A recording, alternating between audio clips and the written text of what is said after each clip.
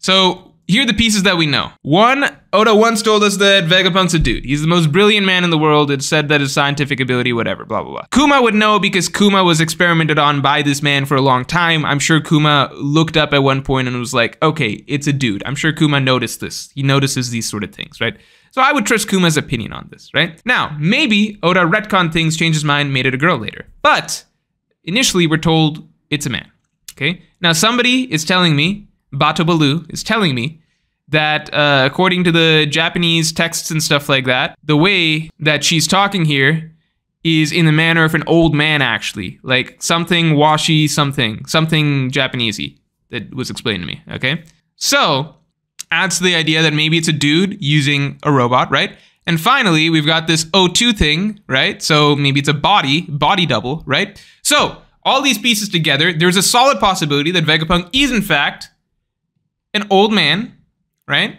Who has created a body clone of, you know, a hot young girl. Now, you might be asking, why would Vegapunk do such a thing? Well, because Vegapunk is an old man that lives by himself on this island, Egghead Island. He's also a giant fucking nerd, the biggest nerd in the planet, right? So he's not exactly, I'm sure he's not exactly doing great for himself isolated on this island. Now, if you're the world's smartest dude and you're like 1,000,000 years old and you can create anything, right? And you're by yourself on this island, what's Vegapunk gonna do?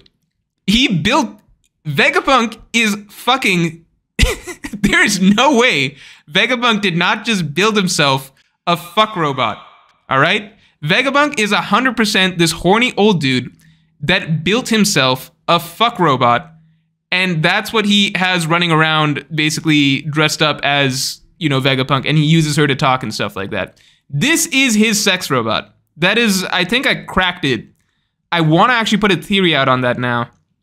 Vegapunk is actually not just an old dude. He is one of the horniest, most perverted old dudes in all of One Piece, a series filled with horny old dudes. But he went by far the furthest in building himself a sex robot. The most advanced sex robot in the world, right? I think I legitimately cracked it. He is 100% fucking this robot. There's no way he isn't. Case solved.